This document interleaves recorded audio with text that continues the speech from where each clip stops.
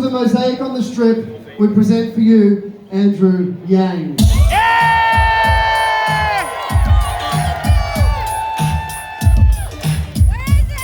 All right.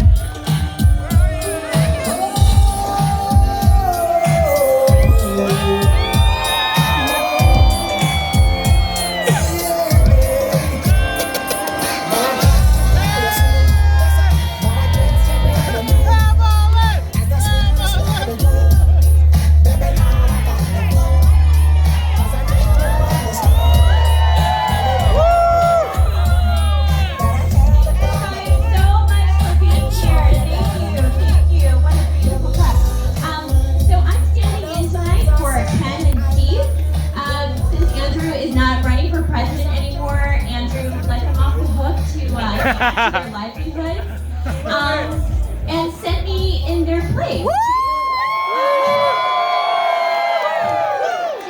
play some music and tell some jokes. Stand up! Knock knock. Who's there? I'm just kidding, that's my own joke. In all seriousness, I just want to say from the bottom of my heart how grateful we are for each and every one of you. You have been with us and with Andrew every step of the way, keeping him going. And we appreciate you so much. You have no idea. You have made our sacrifice as a family worth it. And as Andrew has said, this is not the end. This is just the beginning. Yeah! So let us celebrate tonight. I am so thrilled to be introducing Daniel Negreanu. Yeah! Andrew Yang, and it is going to be a wonderful conversation and a spectacular evening. So please join me in welcoming to the stage Daniel Negreanu and Andrew Yang.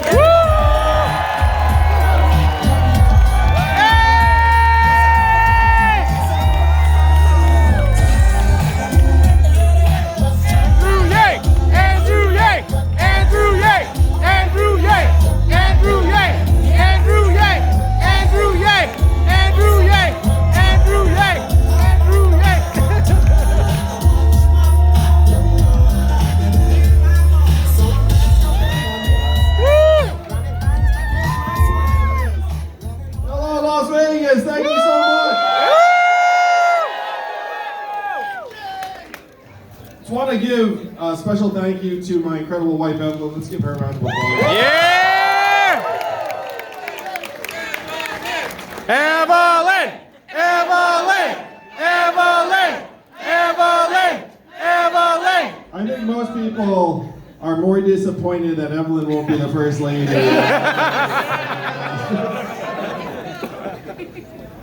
This is obviously not the occasion we'd originally planned, but I have to say there's been such an incredible sense of warmth and love and appreciation for this campaign over the last 48 hours, and it definitely feels like this is the beginning of something incredible. Yeah! Or really the end of a first chapter of a movement that is gaining in strength than it is a conclusion. So I hope you feel a sense of accomplishment and pride in what we've already accomplished, and you have not seen anything yet. Thank you so much. Yeah! 2024! 2024! 2024! 2024! 2024! That's right, gang.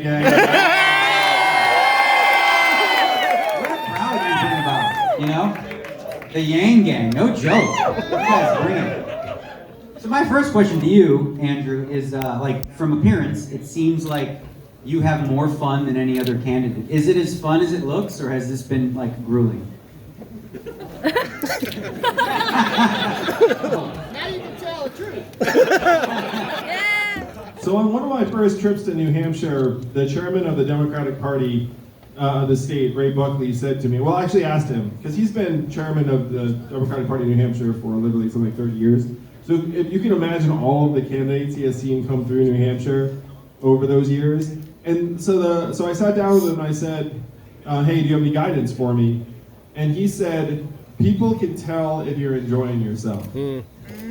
And if you are enjoying yourself, then it will actually make people want to support you and follow you.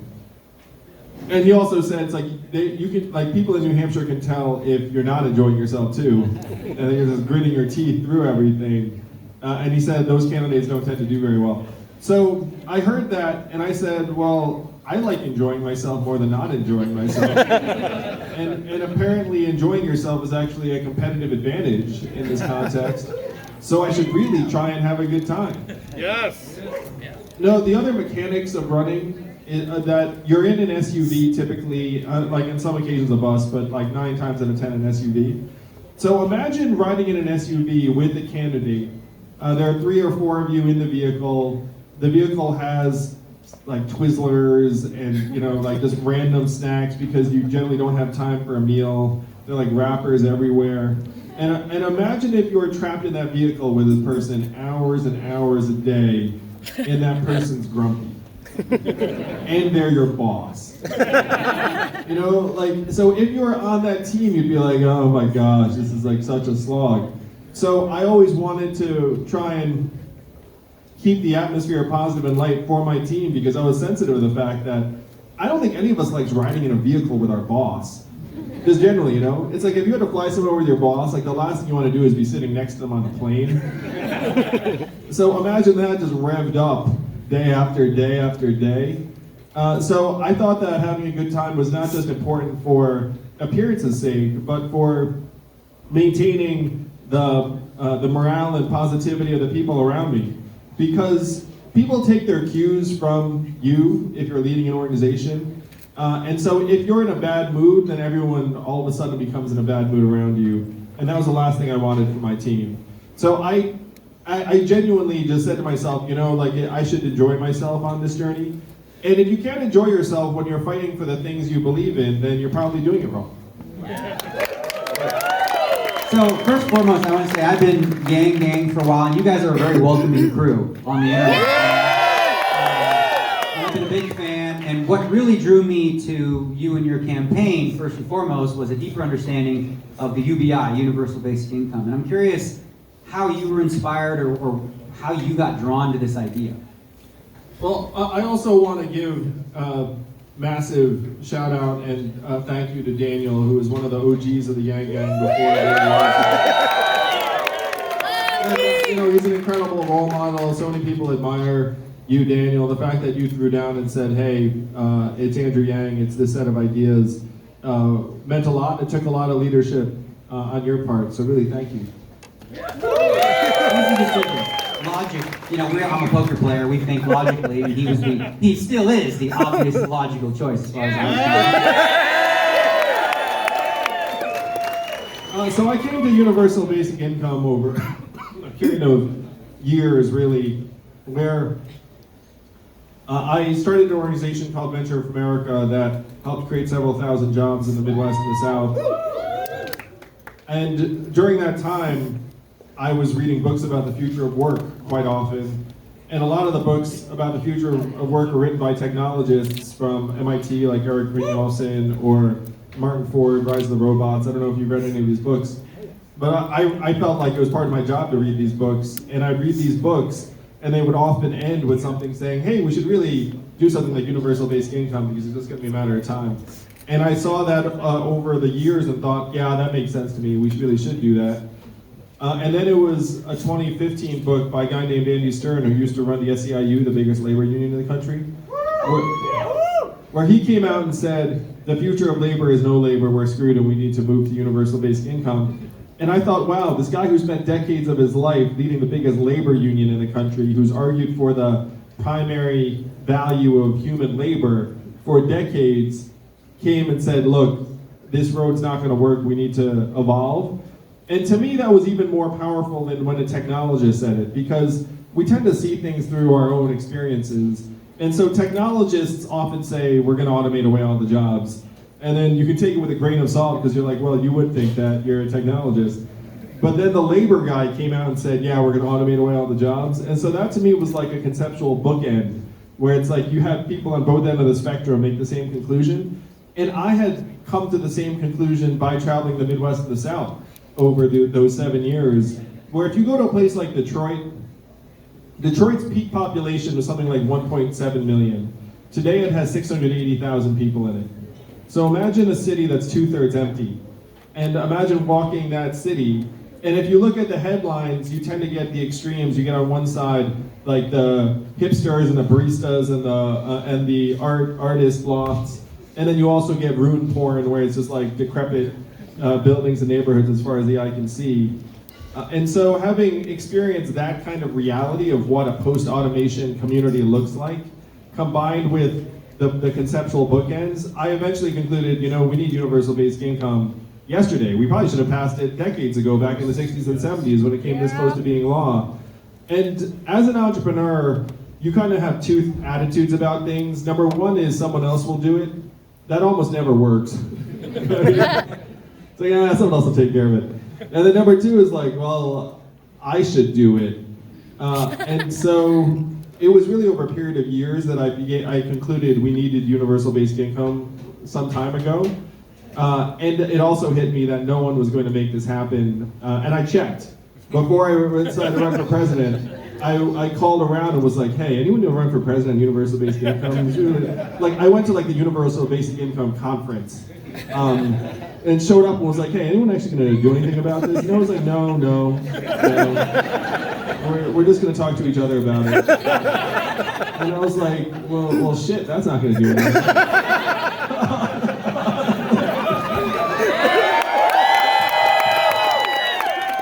So I arrived at it over a period of years, and then it really hit me full force around 2016.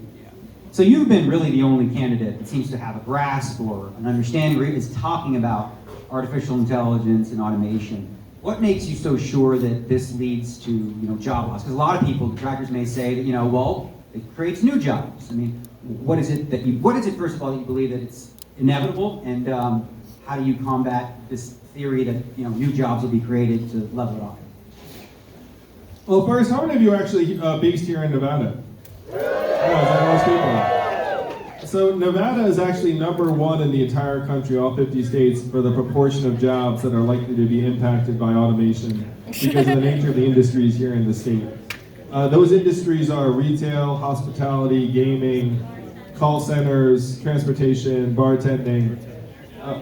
All of these industries are very, very highly subject to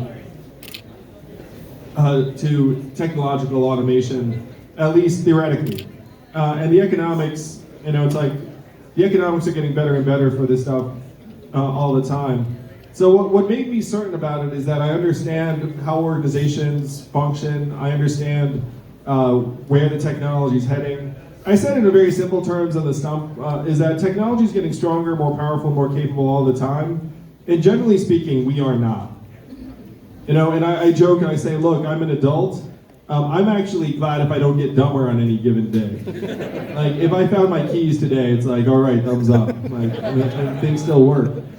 But the technology is getting almost exponentially more powerful in a way that most people can barely conceive of. And I spoke at a group of 70 CEOs in New York City, and I asked them, how many of you are looking at replacing your back office clerical workers with artificial intelligence and software? And every single hand went up. And I knew their incentives were to try and optimize the bottom line of their organizations, and so they have to replace those workers with AI if they can do so. And so the question is, do we think that AI is going to be able to do the job of an average call center worker sometime in the next number of years?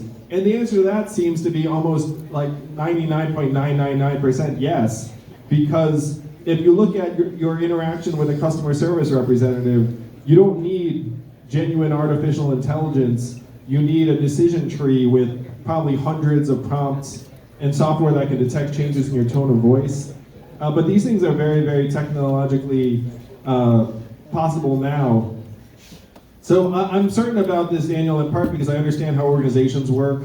And I also understand that most of the work that people are doing in these organizations is not like profound, deeply creative, intrinsically irreplaceable human work. Like a lot of the stuff we do, we all know it's like I'm just like pushing things around, like doing relatively repetitive tasks. Like the rest of it, I mean, like just facing facts. Like when you get in these organizations and you push the administrator, they'll tell you it's like, yeah, we're trying to replace 30-40% of people.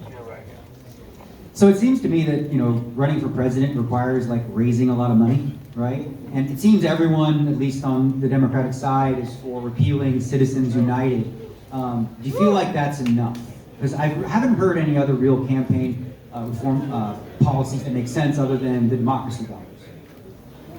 So the Democracy Dollars plan, if you're not familiar, is that we give every American voter $100 that you can give to any candidate or campaign, use it or lose it. It's like an elegant way to publicly finance campaigns, and then you put the money into your hands, and then you can support whichever candidate you want.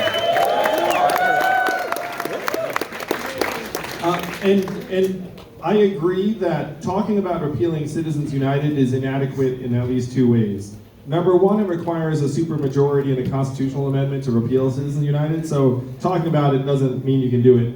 And number two, corporate money and lobbyist cash ran the government before Citizens United. Citizens United just made it worse. There was an Onion headline that I thought was really funny, but actually correct.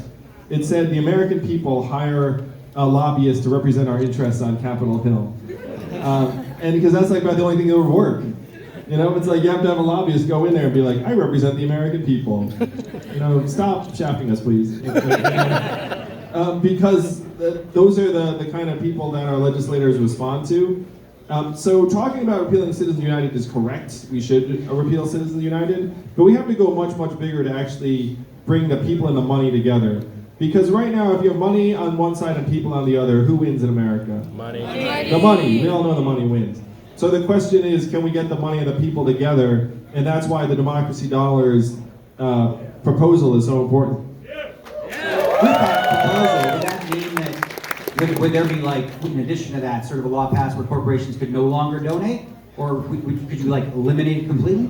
That would be the goal. If you can repeal Citizens United and say, look, corporate donations are not a form of expression that are protected. That would be ideal. I mean, we're a democracy. If you have every person have $100, we vote with that, and then we could have some ability to donate on top of that. But the $100 a piece. Right now, only 5% of Americans donate to political campaigns. So thank you to everyone who donated to the campaign. But you are highly unusual. And so if you got, and so one of the jokes I ask people, it's like, what percentage of Americans would donate if you had $100 free dollars? Go ahead and throw out a percentage. What percentage you guys think? I heard 50, 60, 70. Those sound order of magnitude realistic. Something like 55% of Americans vote, 57%, somewhere in that order of magnitude.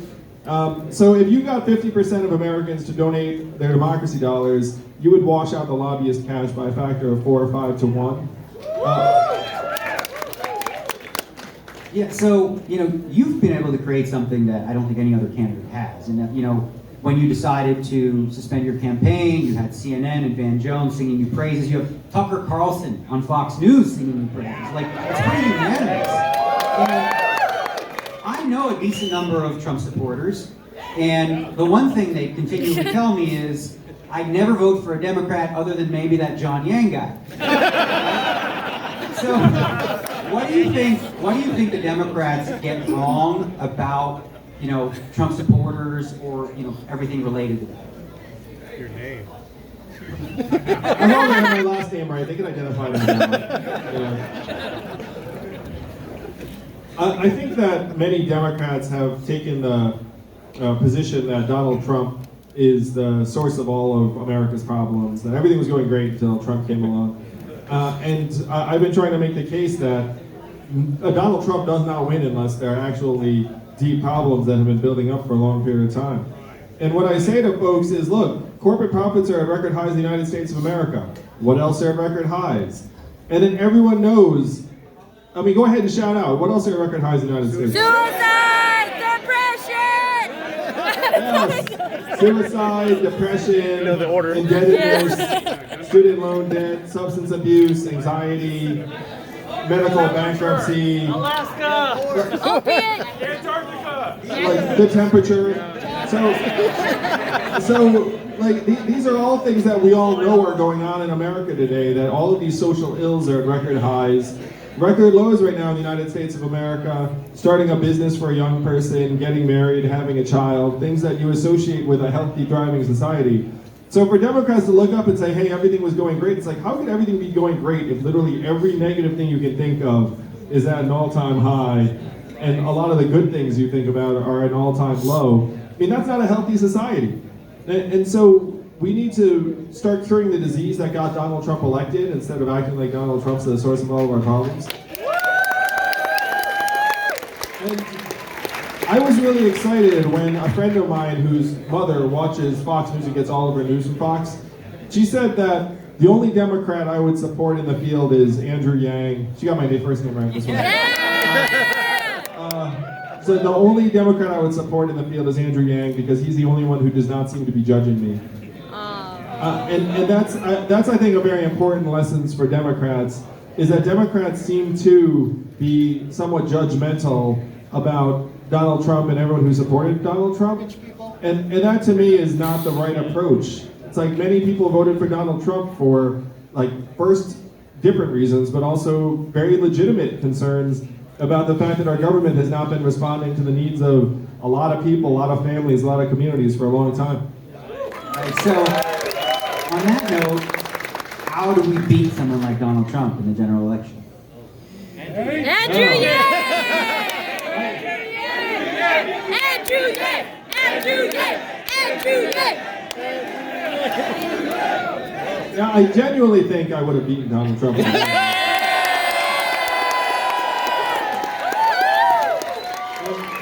That's why I ran. I thought I had a great chance to beat him.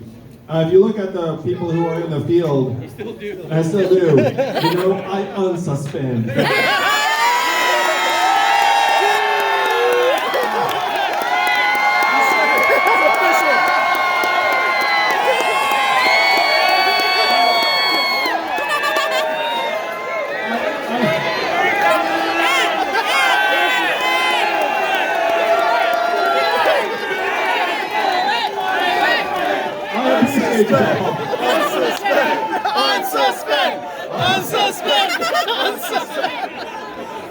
I appreciate that. The media love you now. We'll be back, gang. Don't worry. But in terms of beating Donald Trump in the fall, it's so interesting because, like, I know obviously many of the candidates pretty well at this point. They all gave me a call over the last, number of hours. I was very popular over the last 48 hours. I gotta say, a lot of people blowing up my phone. And I'm inclined generally to say, look, this is what this process is about, is that like someone is going to emerge our nominee and then I'll support that person in the general. But it is a tough call to see which of the people in the field is going to be able to beat Donald Trump in the fall. I think Trump's going to be very, very formidable. Is going to have significant levels of resources, and many, many Americans who are very bought in. And so it's going to be a tough race in the fall. And I don't think anyone looks at the Democratic field and says this particular person is like 100% slam dunk. So you put out a tweet a few months ago that really got everyone in the poker community super excited about online poker. You said something very logical and practical, and we're all like, yes, this is our guy. The state of online poker now in the U.S. is it's regulated in Nevada, in New Jersey, Delaware, Pennsylvania, at the state levels. Do you see a possibility for something to be passed at the federal level, or is this something that needs to be just done state by state? I 100% think this should be done at the federal level. I think generally speaking in this country, if you have a state-by-state hodgepodge, it's not helpful for anyone. And this applies to the legalization of marijuana as well. But I have to give credit to the folks here in Nevada, where it was someone here in Nevada. You might even be in the room if you're here. Oh, you're here? Nice. Thank you. So I had a town hall here in Las Vegas, and then he came up to me like afterwards, we were doing selfies, and was like, "Hey, you should really talk about a federal legalization of online poker because right now you got the state-by-state hodgepodge, and it doesn't really make sense." And so I heard that, and I was like, instinctively, I was like, "Yeah, this guy's right. You were right." You listen to the people! And you know what's funny is these are the kinds of problems that most politicians don't talk about. But to me, these are the problems we should be talking about because, it would clarify the state-by-state set of rules. It would make it so that certain people are able to trust more so in like the companies that are administering these. It would also make it so that people who make a livelihood in this space would have greater clarity and protection. And so, like what was your name again? Noah. So when Noah said to me, "Hey, you should really come out for the federal legalization of online poker because it would bring this business back onshore. Right now, everyone's using these weird, janky." Not all of them because there's some domestic stuff too, and you can do it within the state. But like a lot of people are using these offshore sites, and I was like, "Why the heck are we pushing this stuff out of the country? It's like we should be bringing it in and just make it easier for you to trust and like have odds that you trust and just legalize it at the federal level." So when Noah suggested this to me, I was like, this reminds me of a lot of other issues that we're attacking in a way that does not make any sense. We should have an approach that works for the entire country. So you clearly created a movement, right? Yang Gang. Super passionate. Obviously, a lot of people were disappointed, after New Hampshire when you decided to suspend. So what do you tell these people? What's next for the Yang Gang movement? Because it doesn't stop here, right? Unsuspend. Unsuspend. So you should all know that I fully expected to run until the last dog died. Like I was going to stay in the entire primary season because I started out on this journey and I was like, I don't have a political seat to protect. Like I'm in this to advance a set of ideas and a vision for the country I think would excite many, many people. I want to get this across the finish line. I want to grow the movement. And so for the longest time, I was like, well, of course, like it doesn't really matter what happens in the early states. Like I'm just going to keep on advancing through the calendar. And it was only after some people I like and trust came to me and said, hey, like if you want to maximize the potential of this movement, you're actually better served with like a different timing structure. Because of a number of factors, and they laid them out. And I looked at it and I was like, these guys seem to be talking sense. Like I consider myself a very, very rational, data-driven person. So if someone presents like a very, very data-driven case to me, I look at it and be like, all right. And so we got out. Like who presented that case? There's a bunch of, there's a bunch of people who work at the team. Some of them are backstage. Some of them we pay for good advice. And so after I was persuaded, I said, you know what? If we drop now, then we can continue to build a movement in different ways. To your question. Yeah. And that's the direction we're going to head. So you'll know more in the next number of, let's call it, I would say somewhere in like, I don't want to put it because some of the back's going to kill me. Minutes. But I will say something somewhere between the next like 2 to 6 weeks. Like we'll have some kind of.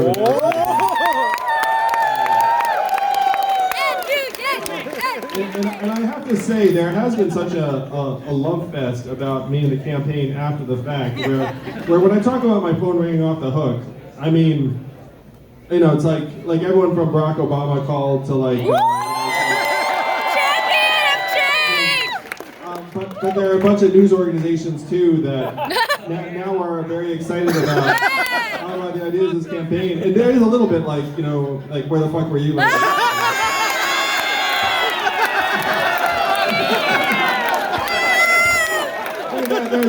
there's of course a little bit of that. You're like, like this would have been nice, like February 9th, let's say. But the ideas of this campaign are actually gaining currency and strength. And the really funny thing is that it does seem to me over the last 48 hours that my no longer being a presidential candidate has actually enabled more people to be like, okay, now that you're out, like your ideas are actually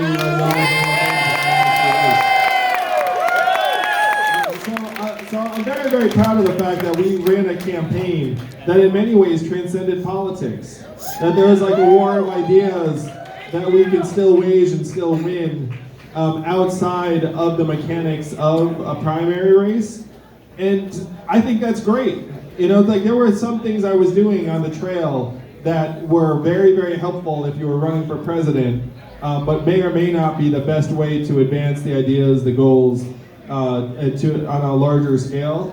So I'm going to take advantage of this period to try and advance the ideas of this campaign on the largest scale possible throughout the country.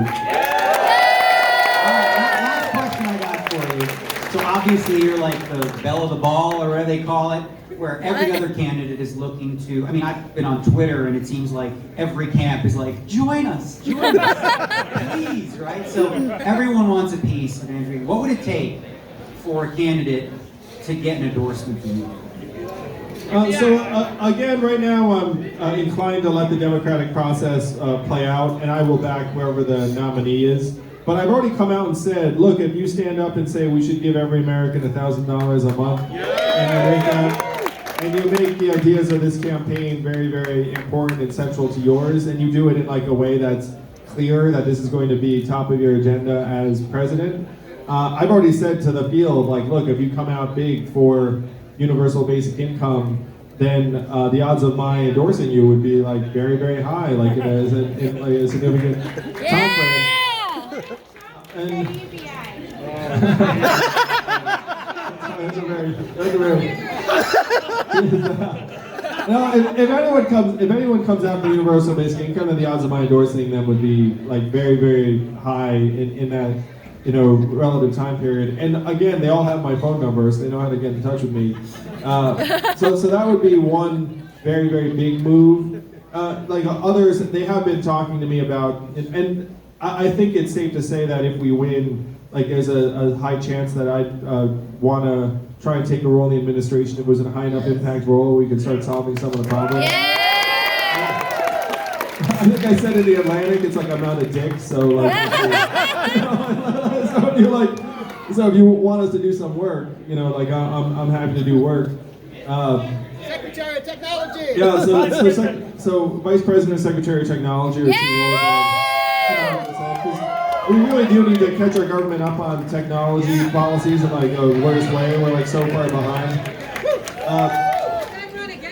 And so I will say the other candidates are calling my team and I, trying to get me to see if there might be a way to endorse. And the timing is such that those conversations are hot and heavy now because the field is very much trying to sort itself out over the next 2.5 weeks. And the people here in Nevada will have a very, very big voice in that. So to the extent that you want to make your voice heard, I will also say that Andrew Yang is still on the ballot here in Nevada.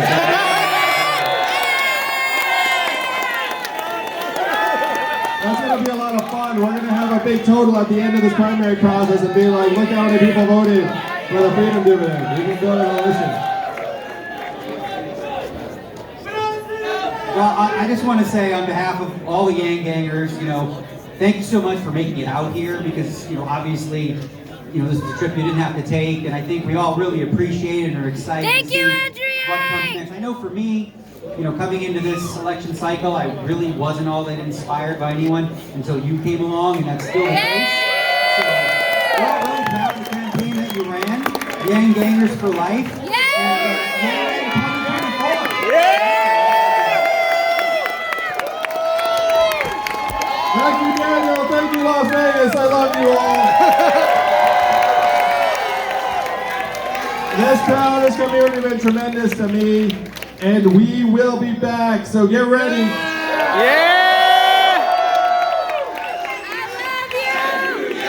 Andrew Yang! Andrew Yang! Andrew Yang! Andrew Yang! Andrew Yang! Andrew Yang! Thank you, Las Vegas. You guys are the best. We haven't seen anything yet. Keep an eye out because the Young Gangs are going to keep on growing. doing, and we're going to help advance our way of life to make this economy work for our people, our families, our values. Let's make it happen. Thank you all so much. Yeah! Thank you.